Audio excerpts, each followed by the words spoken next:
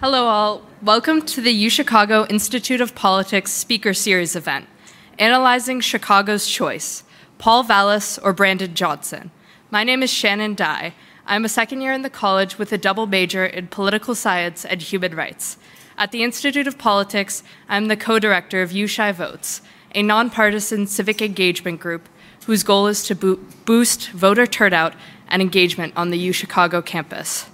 This discussion, analyzing Chicago's mayoral election coming up on April 4th, will be led by current IOP Pritzker Fellow, Heather Cherone.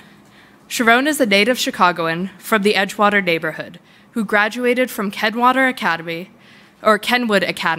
and received her bachelor's and master's from Northwestern University. Heather helped launch and covered City Hall for DNA Info Chicago before working as the Daily Line's City Hall reporter and managing editor. Currently, she is a political reporter for WTTW News, based out of Chicago's City Hall. She is joined by Northwestern University Law School senior lecturer Jason DeSanto. DeSanto worked as a political speech writer and debate strategist for more than 15 years. He has been a debate advisor for Senator Dick Durbin, Senator Mark Kelly, Representative Lauren Underwood, Representative Sean Casten, and has done debate prep for Secretary Pete Buttigieg, and has done speechwriting for Obama for America and the DNC. He has served as a commentator and analyst for political communication for various news organizations, including Chicago Tonight. At Northwestern Law School, he has worked to pioneer curriculum that prepares lawyers to be impactful public persuaders, especially as policymakers and entrepreneurs. We are also joined by City Hall reporter Gregory Pratt. He is a native Chicagoan, raised in Little Village, and attended the University of Illinois at Chicago. He has previously worked for the BGA, alt weeklies in Phoenix and Minneapolis, and OI. Pratt has worked for the Chicago Tribune since 2013, and he has received honors including National Headliner Awards, Leisiger Awards, and the Scripps Howard Award. Finally, we are joined by Jason McGrath, Senior Vice President at GBAO. McGrath specializes in providing polling and strategic advice to Democratic candidates and progressive organizations. He has helped elect many Democratic candidates to Congress, including Georgian Senator Raphael Warnock and Pennsylvania Senator John Fetterman. He has served as a pollster for the last 3 mayors, including Mayor Lori Lightfoot, for which he was awarded the American Association for Political Consultants 2020 Campaign Excellent Award for Democratic Pollster of the Year. Finally, I would like to ask everyone in the audience to please silence their cell phone for this event. At the end of the discussion, we will have a Q&A. If you have any questions for our panelists, please line up at the microphone that will be placed in the room. Priority will be given to students. 2 upcoming speaker series events I would like to highlight are first the one this Friday, March 28th at noon, Toxic Chemicals and Lead Pipes, Water Crisis in the US, which will take place in the IOP living room. And the event next Tuesday, March 28th at 5:30, Smacking Down, When Legislatures Oppress the Will of Cities, which will take place here at Ida Noyes. Please visit the Institute of Politics website for more information on these events and other future events and opportunities at the Institute of Politics. And now, please join me in welcoming our panelists, Heather Cherone, Jason DeSanto, Gregory Pratt, and Jason McGrath.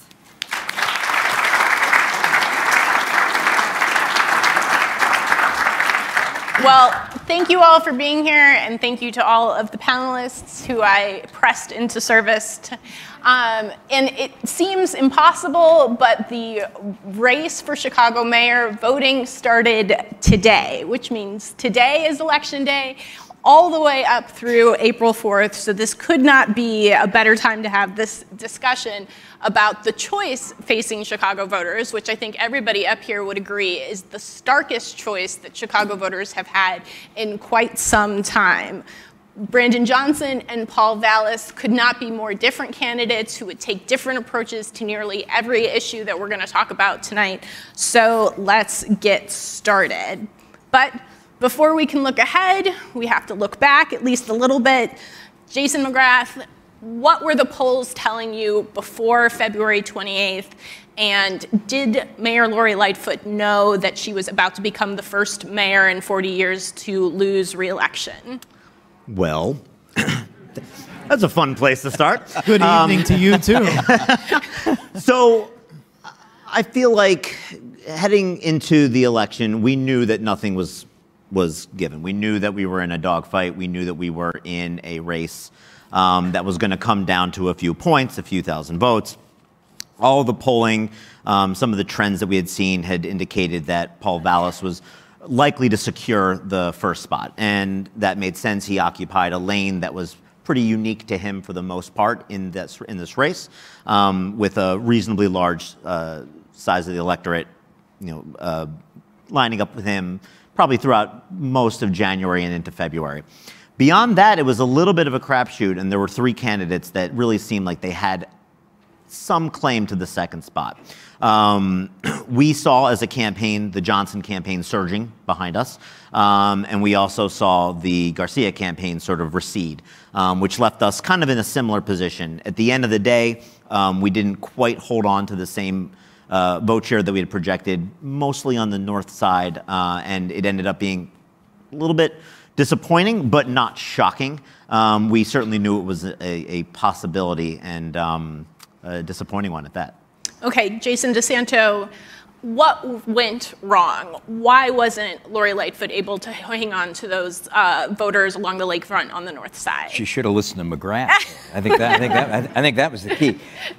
So, from my perspective, watching what was going on, well, I mean, one of the main problems is when you have a 71% percentage of people who are saying that the city's on the wrong track, and you're the incumbent. Those are the kind of headwinds that team was really sailing into. And so if you're going to break that, you have to figure out a way, and the challenge in a multi-candidate debate is you have to disqualify a number of people. Jason mentioned where Vallas was early on crime, and then having Garcia, being near the front of the race. You have to disqualify people, but you have to give people a reason to vote for you. And I thought one of the problems for the mayor, at least from a debate perspective and watching those debates, is she was doing a pretty good job at taking others down a little bit, but I thought was missing some opportunities along the way to frame herself as being a little bit inside of the extremes within her party. One of the things people are saying right now is you've got somebody who's fairly far to the left and somebody who may be fairly far to the right, and it's a hard choice for people given that. And I thought the opportunity for the mayor was to frame herself in the middle of that.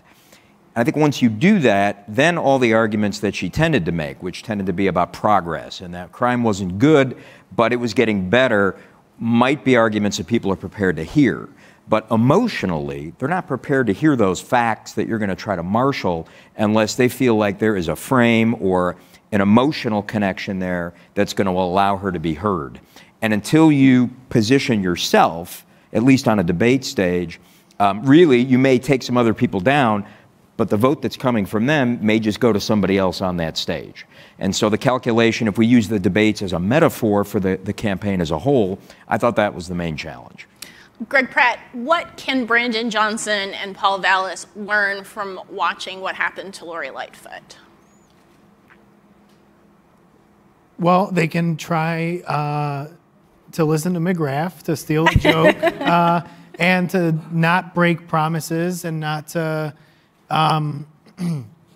alienate people. And I think what Jason was saying about the arguments she could have made are true, but I keep thinking that the mayor struggled to make a coherent argument on crime. I think that she would show up to rooms on the north side and she would talk to people about crime, and she would say, you're being touched by crime for the first time in your life, and it's scary. And we talk to people in those situations, and they would say that's very patronizing, that's condescending. And one of the complaints that the mayor would take is that she didn't get it. And I think Brandon Johnson, for instance, will get asked a question, and we ask him questions every day. And you will ask him, where do you stand on when you are mayor, if you are mayor, the CTU will be on one side of the table and you on the other. And where do you differ? And for a while, his answer was, well, I love public education, and don't you?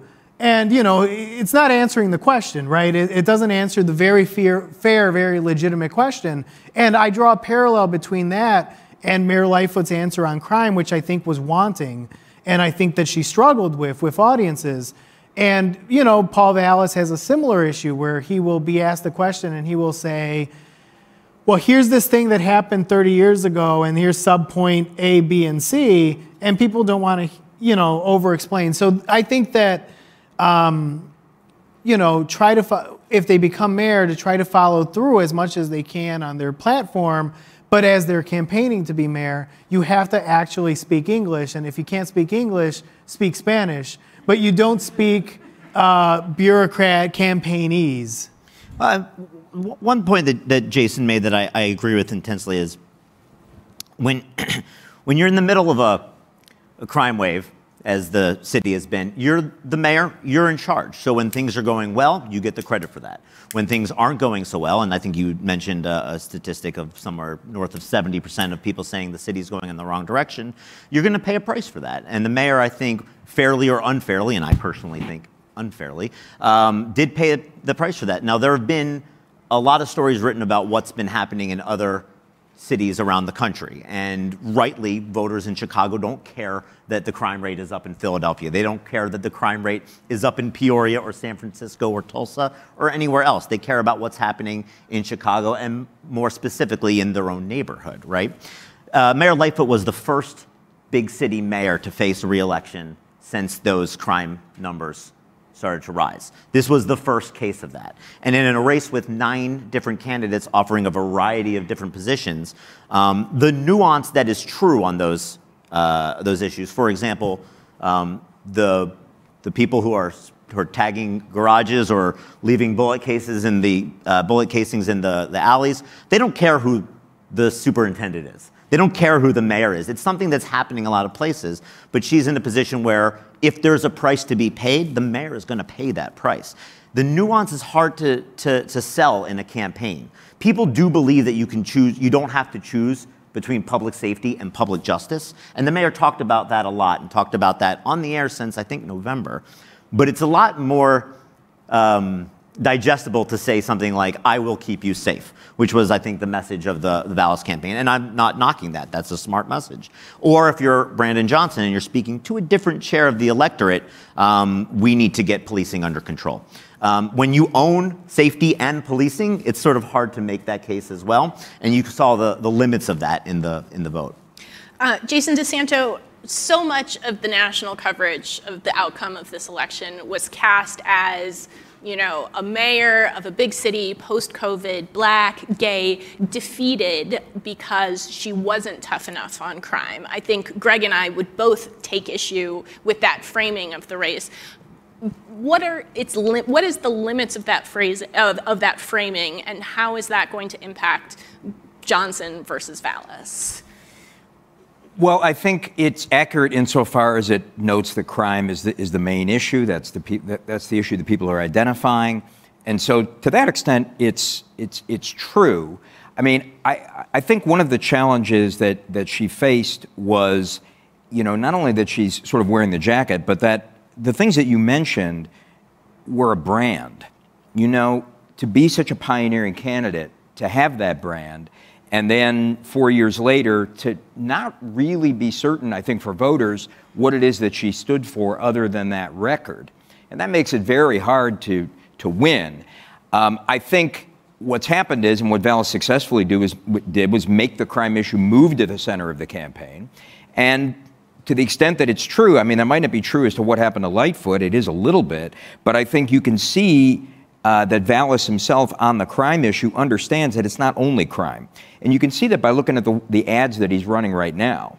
He is still running a crime ad, but the initial crime ad that he ran in this campaign when there were 9 candidates just said accountability and public safety and a little bit about keeping schools open so that kids had something to do. I take it the third pitch was really for lakefront liberals. The other 2 were really to cement his base, southwest side, northwest side, and go right at crime.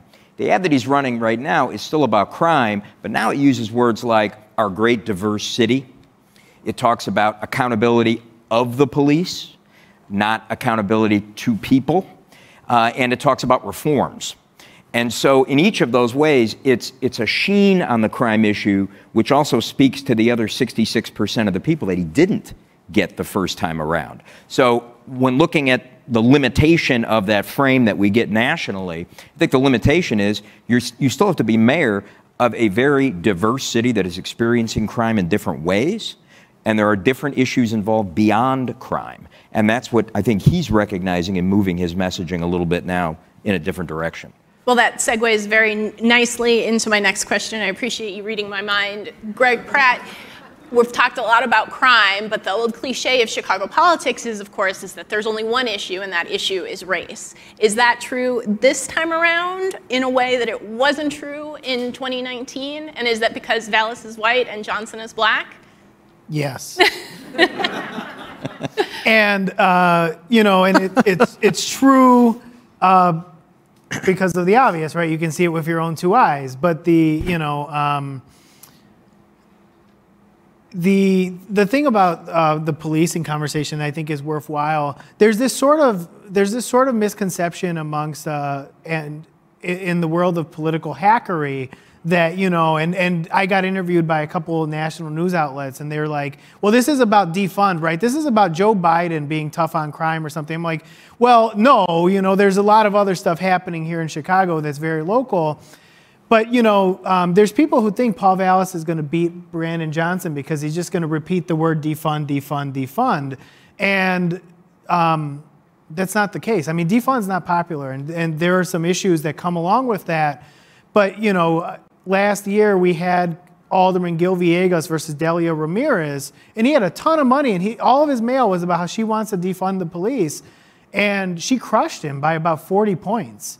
And in DuPage County, I might add, yeah. Mostly Logan Square, but yes, go ahead.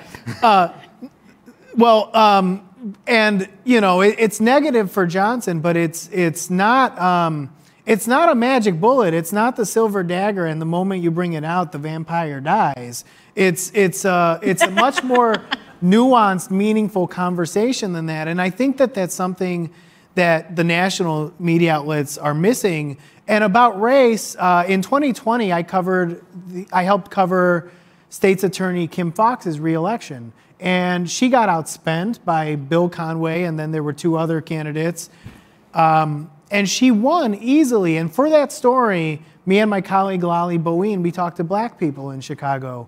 And, you know, if you listen to pundits, if you listen to the TV news, the bad TV news, not the good TV news. Thank you.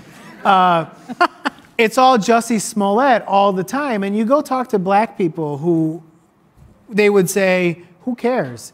Maybe Jussie Smollett got off easy, but black people are being killed every day. There were people who were, there are people in prison right now for crimes they didn't commit. There are people who are overpunished. And so people got this sort of obsession, and I feel that way when people talk about, is this race about crime and defund? They're forgetting the perspective of black people that have a far more nuanced thing. And they're not for defunding, but they're also not, you know, mindlessly about, oh, well, you know, they said the word defund, and so we're going to vote for Vallas. And so it's a very interesting, nuanced conversation. I would just suggest that it's been challenging for me to cover this race because when you talk about crime and you talk about public safety, if you live in Lincoln Park, that means something very different than if you live in Englewood or Austin. So it's almost as if that this mayoral race has been fought without everybody agreeing sort of what the words mean that we're all saying. And so that makes it really tough because if you think that crime and public safety only means, you know, not getting carjacked in Lincoln Park, you are not talking to a whole bunch of voters who hear that and they think, can I send my 13-year-old son to the corner store and be sure that he's going to come home and he won't be arrested for simply being black on a corner? And I don't know that I've really heard anybody other than Brandon Johnson in that first round of voting talk about that issue, which was that sort of what helped elevate him over the other sort of different flavor of progressives in the race. Jason McGrath, what do you think? To answer that question and go back to the question on race as well. So obviously, I'd be laughed out of the room if I said that race was not one of, if not the most defining issues in Chicago politics historically. You'd have to turn in your card, actually. Yes, you wouldn't be allowed to work in politics in Chicago I certainly anymore. couldn't be in this room talking about that. But, you know, you talk about the fun. One of the other things that's important to keep in mind is that age is actually a quite different marker of people's opinions on attitudes like public safety in particular. One of the things that we've seen over the course of the first campaign, second campaign, and her term was that Mayor Lightfoot's standing on a lot of these issues varied much more before things got a little rough on age than it did on race. And that was because of, as Greg said, there is sort of a general sense of, you know, policing is good and good policing is better. And when the mayor was trying to walk that line, I think the folks who are people who are more likely to own homes and have been here longer and have seen things tended to go in that direction. Another thing, you compared it to 2020 in the Kim Foxx race, which I worked on as well. Something that is useful to keep in mind is that there was one, I believe one, maybe two, was Boykin in that race? So two African-American candidates in that race, and there were 7 in this one. So when there's dividing lines on race and there's one white candidate and 7 black candidates and 1 Latino candidate, that scrambles the math in a very different way as well. When it comes to the messaging on public safety, progressive message versus conservative message, the one thing I think that voters will take away from the campaign is not necessarily where things sit on a spectrum. I don't think voters think that way. Voters don't think who's the, well, if you're on Twitter, they think that way. Yeah. But beyond on Twitter, they don't think who's the most liberal candidate, that's my guy. Who's the most conservative candidate? I find myself here on the spectrum. They don't think that way. What they look for is a sense of consistency and a sense of purpose and a sense of they're getting their message across in a way that is true to the type of leader that they're going to be.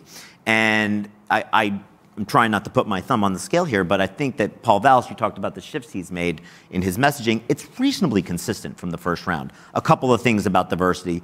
Brandon Johnson is struggling with that same issue insofar as he's now talking about defund in a very different way that he's talked about it before, understanding the nuances that are necessary to build a coalition and win. It's hard. And it's hard, and I think the way that the candidates can serve themselves best is to stay true to their core beliefs, because people can smell when you're cooking something else up.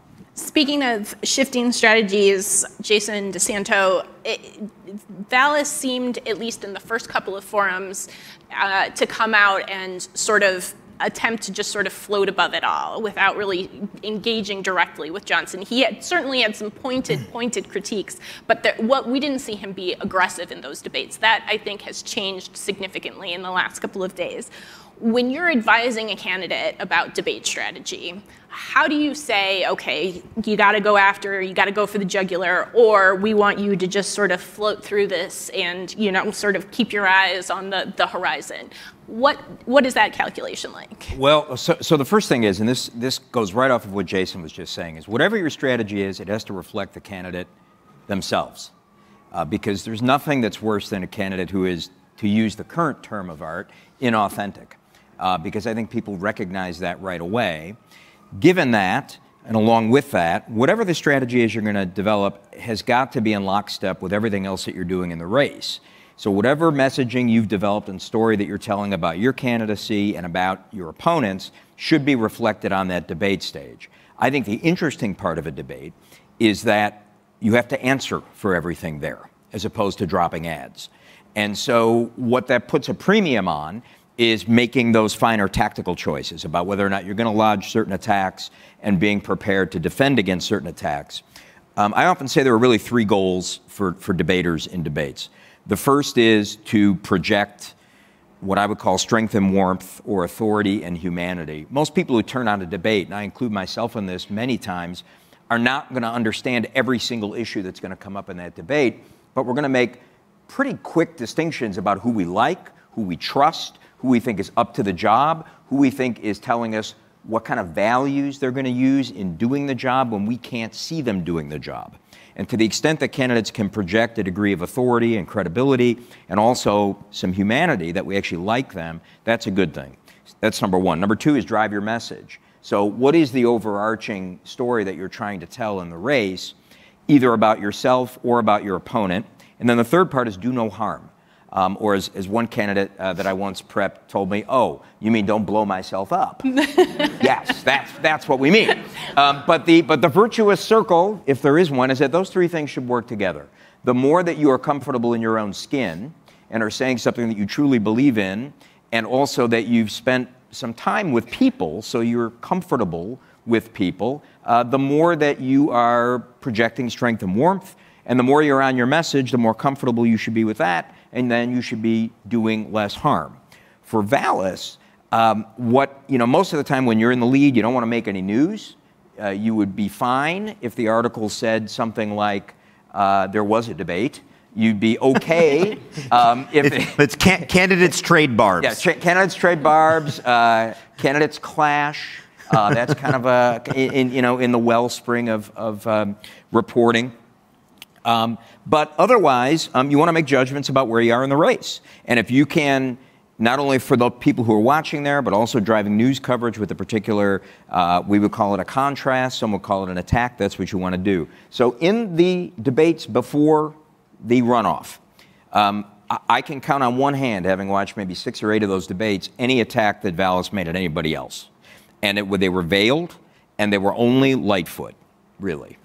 In the first debate you mentioned, Heather, the one that was on NBC on March 8th, he only attacked when he was attacked, and he passed up, I counted 5 times, to bring up defund the police. There were 5 questions that touched on crime, that if he had been loaded up to really go after Johnson on those would have been the places. You hear crime, you talk about his position on defund, or how he's changing his position on defund. 5 times he passed on that. And that changed in the second debate, which was at ABC, where in the opening answer, he talked about defund. And then he had these little pieces about going after Johnson's definition of what smart policing was. And he would say, well, smart policing is not defund the police. Smart policing is not inviting back retired police officers to join the force again, which is something Vallas has said.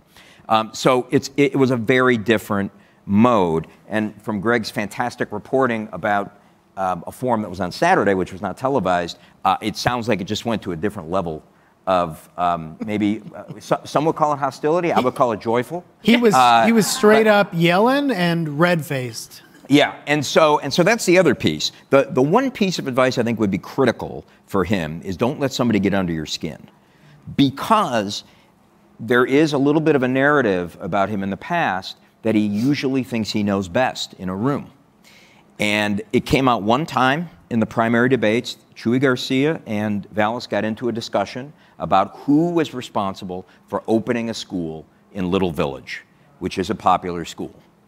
And Garcia got under Vallas's skin, and Vallas, insisted. He did what Mayor Lightfoot did maybe too much in those debates. And I'm going to say something against interest. He lawyered his answer, which is to say that he was just relentless about staying on a point that really wasn't that important. And one of the things that I think it's important for debaters to know is the goal is not to win, the goal is to succeed. And you don't have to win every single battle in a debate for people to come away understanding what you're for and deciding they want to be for you. And so going forward, that would be the chief piece of advice that I would give to him, is maintain your cool. Anybody who's covered Chicago politics for any length of time knows that Vallas very famously has a temper, and that he very famously often thinks that he's the smartest person in the room. That, I think, is going to set up quite a contrast with Brandon Johnson, who is somebody who's got a lot of charisma. He's got sort of a warm effect. He's always looking for the joke. He's always wanting to make people laugh or, to call somebody out. Is that contrast problematic for Vallas, or is it problematic for Johnson because it could make Johnson look like a lightweight? Jason McGrath. Well, I mean, first of all, Chicago is never going to elect a mayor with a temper. It's just not going to happen. So you can just, the whole premise of your question. Take it now. The election's over. That's not who we are. It's a great question. The idea that it's over. Go home. Yeah. No. The idea that that Paul Vallas can get upset in a debate, and the idea that Lori Lightfoot could get upset in a debate, I think it really matters what they're getting upset about. I think people expect humanity. They expect authenticity. Part of authenticity is getting upset when things aren't going well. If Paul Vallas is upset about what's going on with policing and where units are deployed or not deployed, and he's frustrated and he thinks there's a better way and that comes through, I think that could redound to his benefit. If he's getting upset about not getting credit over a school, that's parochial and not necessarily germane to most voters' experiences. They'll see something that's peevish when they could see something that's passionate. Look, I think I don't think I'm crossing any lines or speaking out of school here to say that Brandon Johnson tends to come off as the more amiable of the two. And people do vote for voters they like. And when they're not quite Somebody sure, they might want to have a beer with. That's what they say. But if you're in a position where you're choosing just on the personality of these two candidates, then maybe you're back in 2019, right? Because I'm not sure that the personalities of the candidates is going to matter as much when the differences between them on every issue. And I don't think that policy trumps everything. Personality matters, but the differences are so stark. So stark. I think maybe part of it will come down to temperament in some respect, but different people want different things. I'll tell you, the people in the 19th Ward up in the northwest side of the city on the southwest side of the city, probably I'm thinking 41. Yeah. 41 or 19 in the sort of the wards where Paul Vallas did quite well. And there's a large population of firefighters and police officers and city workers. They might be angry, and seeing somebody get angry might work to their benefit. If you have folks who just feel like they need a voice and someone who's listening to them, and you get that in Lincoln Square or Inglewood or other places, maybe you'll get something more from the approach that Johnson takes. But to the point we made earlier, they really need to be themselves. Because if Johnson starts screaming and swearing on the stage, that's going to look foolish, because that's not who he is. He's not that person. And it does matter that you show up as the type of person you're going to be. You said lawyering that's who Lori Lightfoot is. She's a phenomenal lawyer. She's probably for hire now, but she's a phenomenal lawyer. She's one of the best lawyers the city's probably ever seen. And, on the stage, she makes her argument. Sometimes it should be more passionate, but she knows her facts, and that comes through. Brandon Johnson has a different approach. Paul Vallas has a different approach. To see Vallas sort of veer all over, depending on the debate, he's getting a lot of people in his ear, probably. He'd be better off, I think, following his instincts. And I'll just add one more thing about the Vallas approach. There's a list every time in every answer. It's, we got to do the following 2 or 3 or 4 or 5 things. And that kind of connotes problem solver. And I think that's immensely attractive to people in this moment. And I'll also say, because his message at the beginning was so crime focused, there was always a danger with that you're really veering too far to the right and getting into scare tactics. But what leavens it, and I think what leavened it for him, was this affect of, I'm the problem solver. So it wasn't kind of a tyrannical view of policing and crime. It was this view of, how do we solve this problem? And in that regard, he was helped also by Willie Wilson being on the stage, who seemed much more doctrinaire and aggressive. And when you're talking about rounding people up like rabbits, no offense to the rabbit population, I mean, that's a dangerous thing. So I think those things, to Jason's point, have worked to Vallas's benefit. That combination is just keeping them in the right equilibrium. So Greg and I compete for scoops, and we're battling out there. So I'm gonna sort of maybe take off my competitor hat and say, how do you cover sort of a politician's personality, right? Because you got to focus on the facts, and you got to say, okay, X happened and then Y happened. But how do you sort of show those glimpses of who these candidates are in a news article? Because it can be challenging, right? Like, when do you decide, okay, well, it matters that Vallas was red-faced and yelling? Or when does it matter that, Johnson was, delivering scripture and preaching? And how do you balance that? Well, ideally you're always showing and not telling. So you don't want to say, and I always had a problem with someone would say, my competitors at the Sun-Times would write about Mayor Lightfoot's temper and about, whatever, but they would just say, oh, she's a difficult personality and move on. And I think, you should illustrate it somehow. And with Paul Vallas, if you're illustrating Paul Vallas as kind of a wonk, a little out of touch with people sometimes, I often think about 2019, we're at a forum, they ask him, do you prefer Harold's or Uncle Remus? And he says, I couldn't tell you, I'm a KFC guy. Wrong answer. But that's not the part that's telling, although it is somewhat telling. When someone calls him on it, he starts over explaining why KFC is better, and it's like it's the wrong answer. It's not the question you were asked. And so I like to illustrate as much as possible to show it and not tell it as it relates to what they do and what they stand for. And you have to be careful. We used to make fun of Rahm Emanuel because he would always find that one moment to cry in his speeches. And so you don't want to get caught up in BS, right? You don't want to get caught up in the debate strategist and the pollster, the consultant and the candidate got together and they said, what are we going to do? To not that you would ever be underhanded. Although I am thinking about Vallas's ode to coleslaw, because that as a litmus test. That sounds useful. He should have just said, I kind of look like Colonel Sanders, and so I love KFC. But you have to,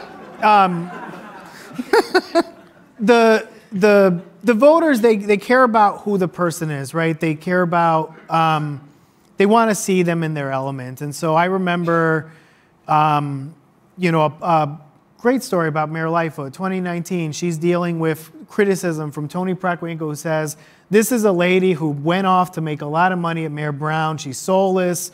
She represented bad people. And so Mayor Lightfoot brings a client of hers who she had helped get out of prison on a bad case. And she's at a forum, and Tony Preckwinkle says whatever, and she says, I brought Albert Cleveland here, and I helped him get his life back. And Albert Cleveland stands up. And that's real, It's a little choreographed because, Albert Cleveland didn't show up out of nowhere. But it's real, right? It is a real moment between these two people. So I always try to look for incidents that speak to something greater about the candidate. Is that tougher to do when it's a white candidate and a black candidate? And how do you deal with sort of making sure that you're not sort of exacerbating that tension that exists? So it's something that I think about a lot, because we had Mayor Lightfoot accuse Paul Vallas of, blowing the ultimate dog whistle by saying that he was here to take our city back. And I won't ask you about the Chicago Tribune editorial that said it was, our chance to take the city back. But that kind of rhetoric sort of, it sets the tone. So how do you cope with that? Well, it's really challenging, and I'm not, because race is a sensitive subject, gender is a sensitive subject, and I'll deal with it from the lens I viewed the last 4 years, which is Mayor Lightfoot, right? Covering Mayor Lightfoot, and the mayor, as a black woman, does face different standards sometimes than other people. I think that the mayor inflates that. She says it's 99% of the criticism she gets. It's clearly not 99% of the criticism that she gets, but it is real, and you want to be sensitive to that. And so I don't want to inflame a racial situation between Vallas and Johnson, but we also have to reflect reality of what is being said and what's being covered. And I get, we are the first, we did a big story about Paul Vallas and his Republican benefactors and supporters, and we wrote about how he's on the Southwest Side saying we need to take our city back from Kim Foxx and Mayor Lightfoot, who both happen to be black. And oh, you noticed that? And I am very perceptive. That's why the Tribune pays them the big bucks. And so you have to write about that, and you have to write about. We've written about the official Paul Vallas social media accounts liking some things that have some racist and sometimes sexist overtones. And we have to address those things. And, they get really mad at me about that, and I get a lot of messages. And then on the flip side, the Johnson campaign gets angry when we cover Paul Vallas criticizing CTU for the school closures, and he says it led to violence in our communities and of young people, which is also a point Mayor Lightfoot used to make about the CTU and the school shutdowns. And of course, when Paul makes it, he's a white guy, and when the mayor makes it, she's a black woman. And I don't want to not cover things because you're afraid to step on a landmine, but you do have to be sensitive to that as well. I mean, if campaigns aren't occasionally upset with you guys, then you're not doing the job that you're supposed to do. So that makes sense. But I think to add to your point, there are reasonable and appropriate ways to do it from the perspective of campaigns, right? And I'll pick up on something that you hinted at. To write in print the notoriously thin-skinned mayor in a news article, which neither of us did, which Greg did not do, and your organization did not do, is a editorial choice, and that builds upon itself over time and makes it harder for people to make their own judgments when they're getting opinion pieces where they're expecting to see news. That's a problem for me. I also think it's occasionally problematic, the choices that you decide to make when it's, for example, I'll make a specific complaint. I'm not here to complain. We lost. We lost. But there was a front page story, as I'm sure you're all aware, a couple of days before the election about whether or not the mayor did or did not intervene in a pension decision for an elected official's family member. He's blasting the Sun-Times. Yep. It's not us.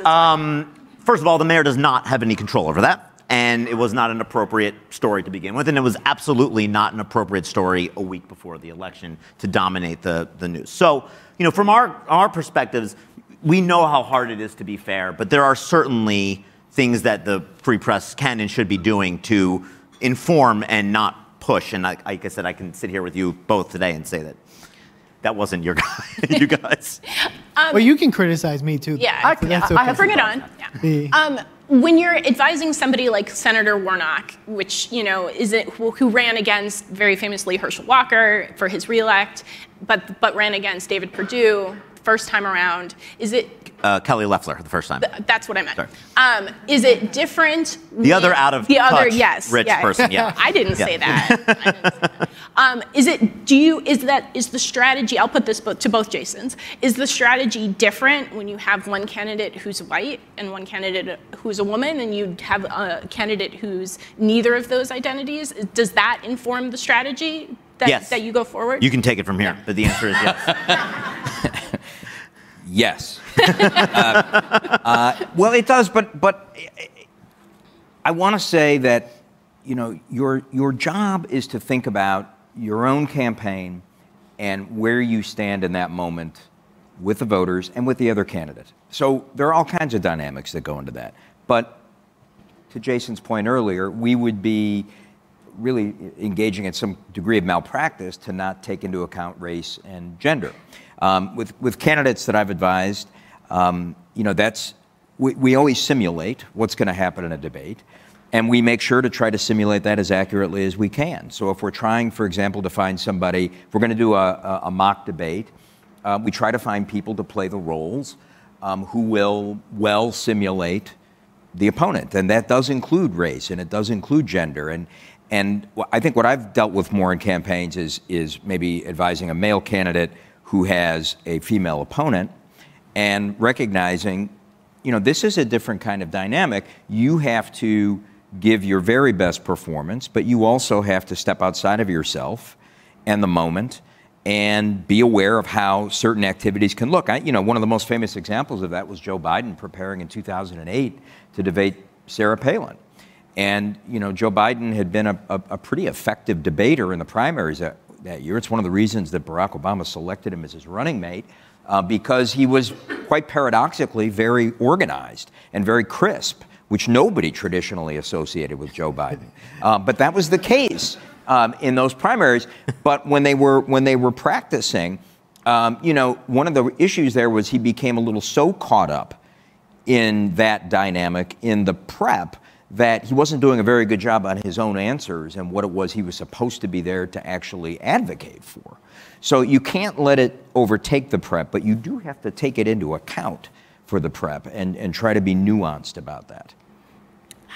How did you prep Lori Lightfoot to debate? I mean, she only debated Toni Preckwinkle in 2019, really, in the second round. Was it different this time around? Is an incumbent Yes. sort of got a record and has to answer for that record? Yes, 100% yes. I mean, for a number of reasons. One is the record. Two is the difference between the perception and knowledge base that voters had in 2019. Because remember, this is a candidate who 4 weeks before the election was sitting at 3% in some polls and ended up sort of, I think, surprising a lot of people, finishing first, and then sort of doing we can talk about a runoff strategy, a pretty ideal runoff strategy of adding as many supporters as possible.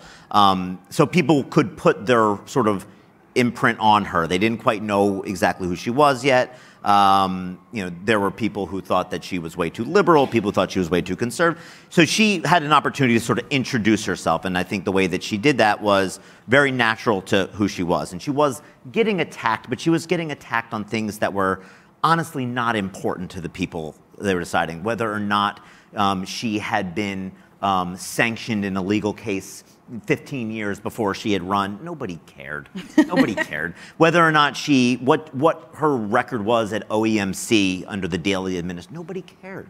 She was new. She was interesting. She was somebody that people were eager to get behind, and you saw that in her winning 74% in the second round. This time, and she didn't have to explain anything. Now people had questions and they had concerns and they wanted to know why the policing was structured the way that it was structured. They wanted to know why city services had changed or not. They wanted to know what her position was on the school board and with whether it had changed and how it had changed. All these things were different, and so you kind of start on your heels in a way. So it's kind of difficult from that perspective when you want to, and Jason's the expert here, not me, but when you want to make well, you certainly are. Well, you want to be able to drive a message. You want to be able to drive a narrative. You want to be in control. When you've got 8 people who are all gunning for you, to maintain that level of control is much, much more difficult, a much higher degree of difficulty than it was in 2019. So not only do you need to maintain your composure because you've got a narrative out there that you don't do that, which obviously she was able to maintain her composure in the debates and throughout most of the campaign. But you're also trying to, while you're holding on to, all these other people attacking you and not seeming angry, you have a story you want to tell. You talked about how it was difficult to get it through on the debate stage. It certainly was. We tried to put it into television ads where you don't have to face a rebuttal. But that nuanced argument of, yes, crime is real, crime is a problem, it is moving in the right direction, trying to get people to a place where they felt comfortable about that, and also inform people about other candidates. It's hard to say you got clowns to the left of me, jokers to the right, while you're also trying to tell your own story. I mean, we were basically, we called it whack-a-mole during the campaign. There was always something that we had to do, whether it was trying to maneuver where the other candidates were, or our own record on crime. It's a lot harder. It's juggling chainsaws compared to just telling your story, which is what we were able to do in 2019. So that's part of it. And I'll just add one other thing. In 2019, I thought that Lori Lightfoot was the best debater out of all. Part of it was she did have the luxury of kind of laying low, and there's a real benefit to that. And the Susanna Mendozas and the Bill Daleys and the Toni Preckwinkles were the ones who were taking the incoming. There's a benefit to that, but also incredibly organized, very crisp, came across as a real human being. And then in the debates with Preckwinkle, she just really kind of outclassed her. But to Jason's point, one of the challenges in telling your own story when you've got all those candidates on the stage is you don't have the luxury of time. But the other thing you don't have the luxury of doing, one of the things that I think it's important, kind of a separator between really good debaters and great debaters, is that good debaters will maybe have a good answer to particular questions, but the really great debaters are able to tie those to an overarching story about their candidacy. They might not go there on every answer, but they're going to give you a sense at the end of it, if you tune in for 15 minutes, 30 minutes, or an hour, what a vote for them really means. And if you're really good at it, you kind of understand how that fits together. Well, when you're playing whack-a-mole, it's hard to do that, and it's also hard for candidates to stay focused on it, particularly when you want to defend your record. Because, you want to say, Chuy Garcia, you're wrong. And, Paul Vallas, you don't know what it's like to be sitting in that room. And that's really challenging, I think, for a candidate to deal with. These are real people with real emotions who have pride and a sense of identity. And so sometimes it makes it hard to accomplish other goals sometimes because of those things. So just today, in fact, we heard Brandon Johnson say, 2 months ago, I was at 2% in the polls, and I had a flashback, and it was 2019, and it was a Back to the Future moment. Does Brandon Johnson benefit by being more of an unknown than Paul Vallas, who has a 30-year record in multiple American cities? Greg Pratt.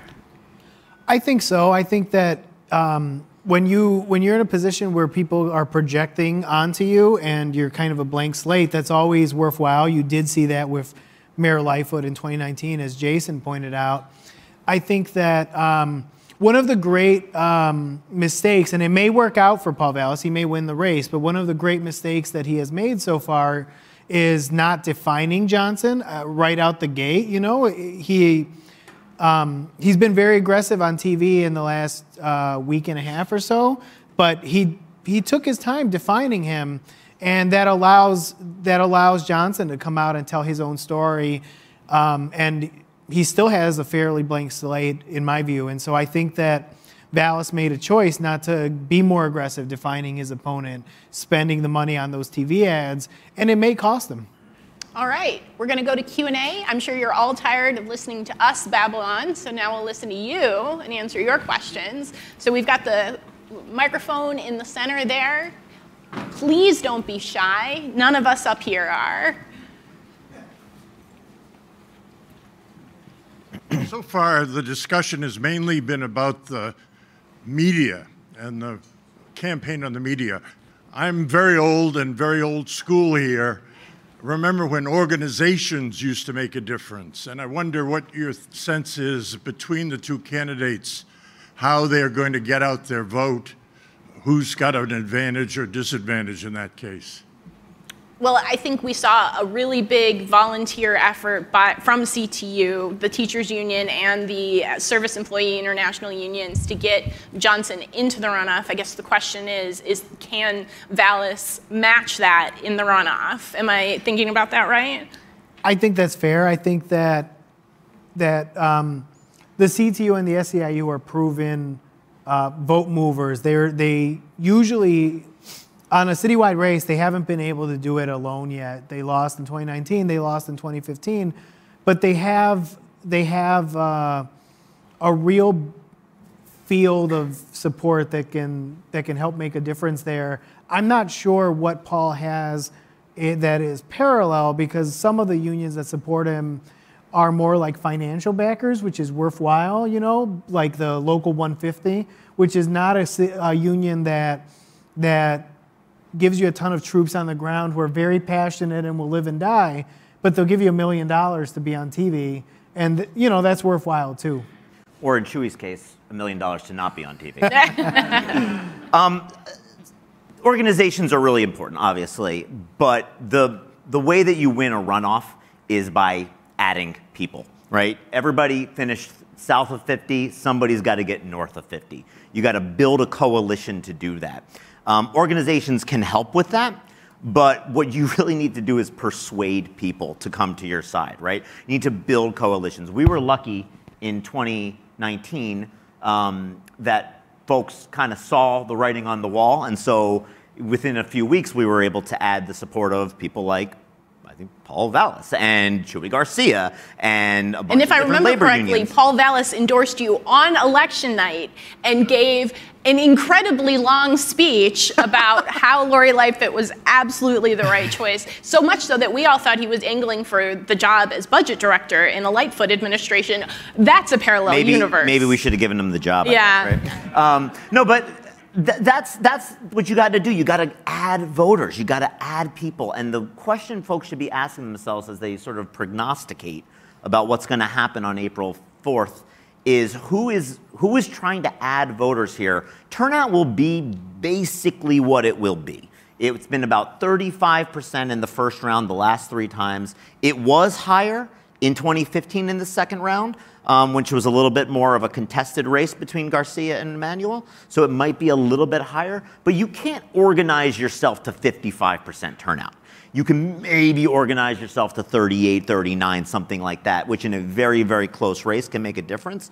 But if I'm in the future ever working with another campaign in a runoff, the primary goal is persuasion, persuasion, persuasion, bringing new people into the fold and communicating a message that adds rather than isolates. And if you can sort of make the determination which candidate's doing that better job of that, that candidate might have the edge in a close race. All right. Hi, I'm a 4th year at the university. Named Logan. So in the first round, it seemed, or has been mentioned several times, both Vallas and Johnson are quite far on a lot of issues from each other. And so I guess I wonder, to what extent did that sort of setting themselves apart from the sort of middle lane, which might have been sort of competed, like Lightfoot and Garcia were positioned in, to what extent did that benefit them in the first round, and to what extent are they now sort of suffering from the stances they took to get to the runoff? It's a really good question.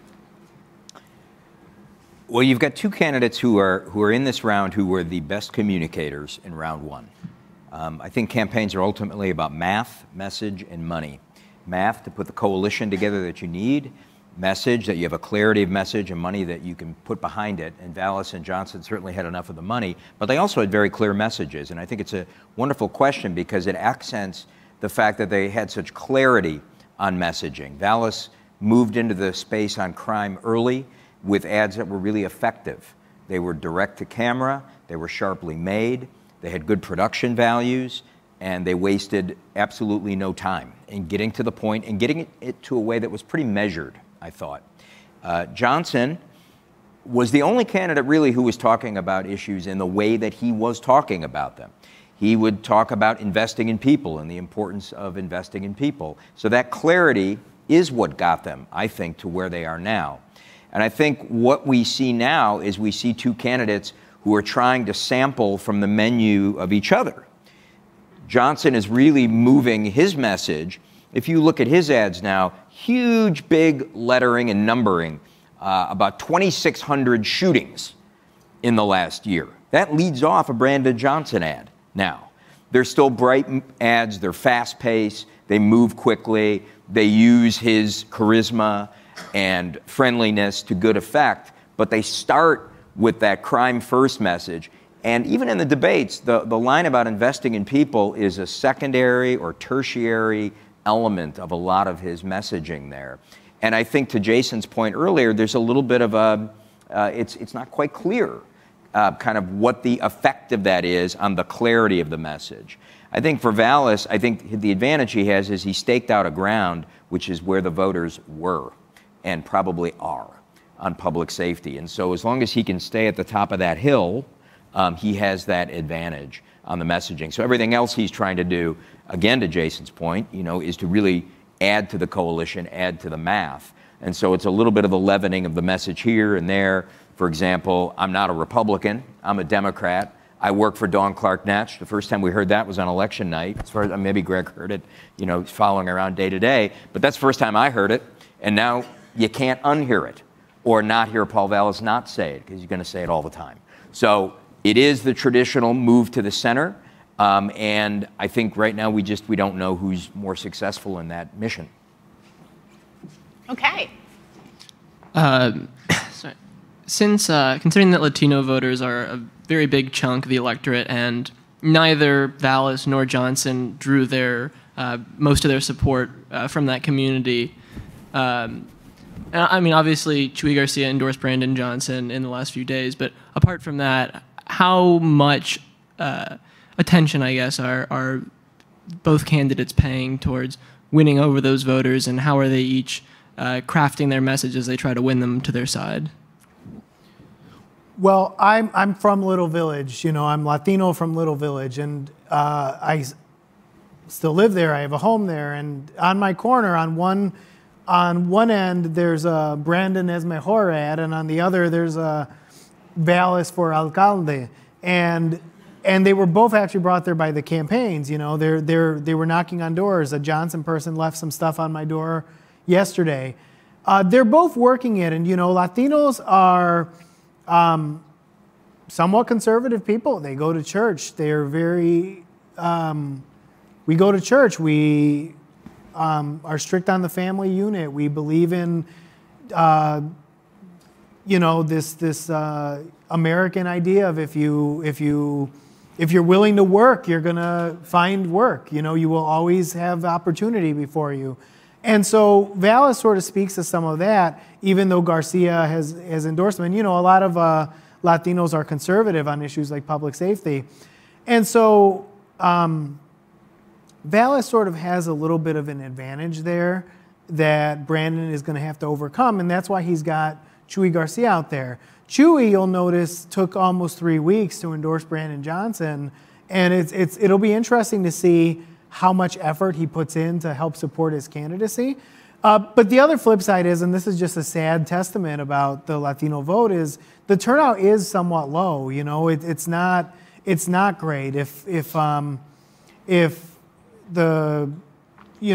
22nd ward, which is Chuy's home base, had turned out more, maybe he'd be in a better position. So they are working on that. And I can see it personally as a resident and as a reporter, and how big a difference will be interesting to watch.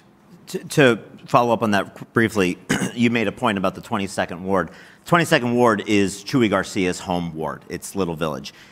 Their campaign was pretty publicly talking about a lot of Latino messaging and turnout. The 22nd Ward turned out at 24% turnout.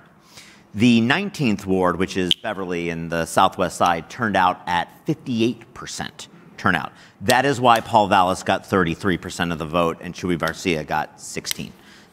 Turnout matters a lot. 14. But you're not going to, thank you. But you're not going to win on that alone. A lot of that is sort of baked into the cake. I agree with everything you're saying about the struggles that the Johnson campaign will need to overcome with Latino voters, which is probably, we placed it around 16%. It might end up being 14 or 15% in the runoff.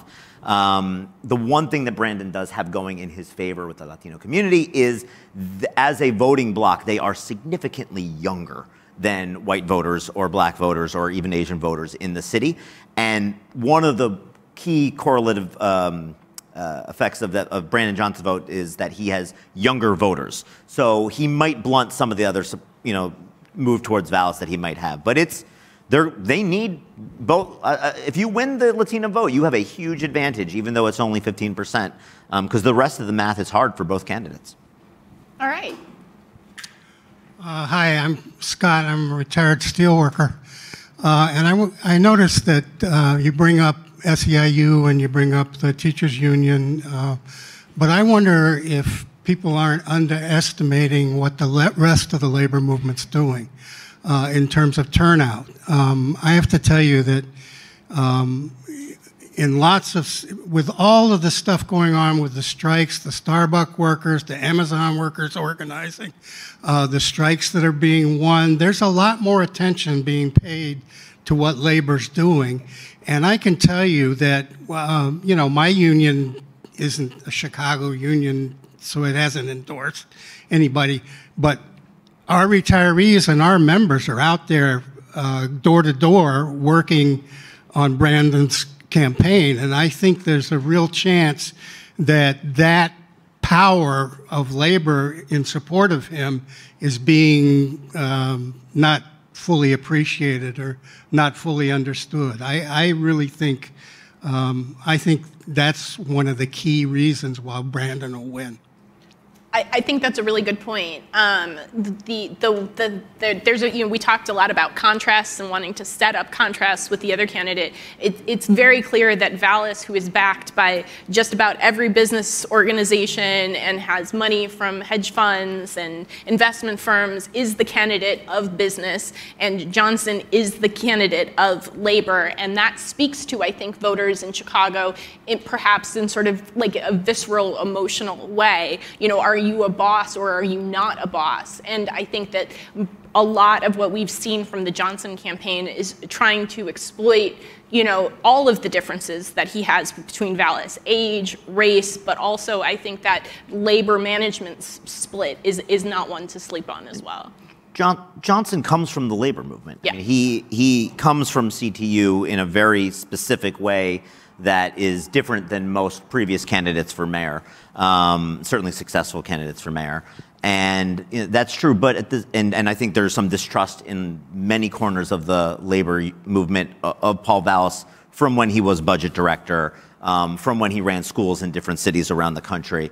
However, just to be clear, significant portions of the labor movement in Chicago, and Chicago is a labor town, which is why people care so much, are backing Vallas, 150 being, I think, most prominent among them. So there's a fight. Ask Assessor Carrie Steele how she feels about that. Well, the one thing I would say to that is the points are all taken and well made. I mean, Vallas does have the electrical workers, the plumbers, the engineers, and you will often see a split between public labor and private labor and trade unions. So it'll be interesting. But your point is well taken. Very much. All right. Hi, my name is Javier Rodriguez. I'm a second year in the college from Houston, Texas. And in Texas, we have this perception that Chicago is a city where businesses are leaving and crime is rampantly high. So do you believe that this race has the potential to redefine how Chicago is perceived at a national scale? Or are the focus of this campaigns really mostly just local?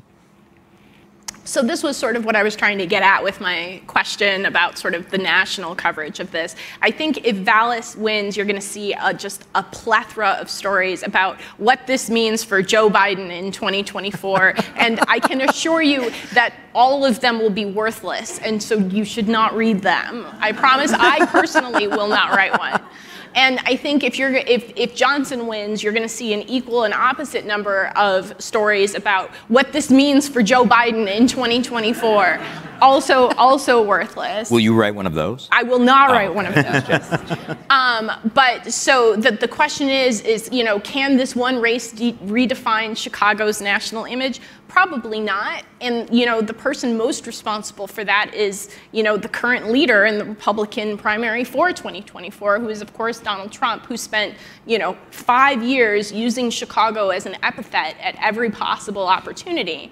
So, whether he has been indicted while we're on the stage, somebody yell out if he has been, or if he's indicted tomorrow, he's going to come back to the campaign trail, and I would not be surprised to hear him sort of talk about the hellhole that is Chicago, because Greg and I have talked about this a lot. It's an easy shorthand, right? It's mostly Black and Latino.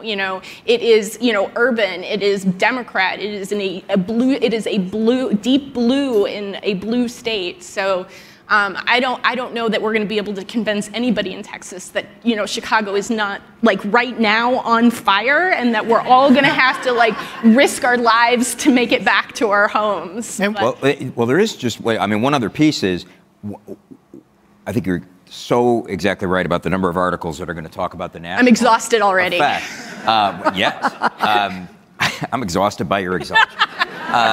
But the next round is going to be whether or not the DNC has the convention here in 2024. So, the dynamic of the race will then be refracted into that story, and Pritzker will be asked, do you think it's good for the city or for its bid or not? And so there'll kind of be this mediation and argument about the outcome and a framing of how the outcome is to be understood. And so I don't say that as though I have any idea what that exactly will look like, but it will occur, and I think we'll be watching it. A funny point to that. So the day after the election, we talk about how far apart Johnson and Vallas are on almost every single issue.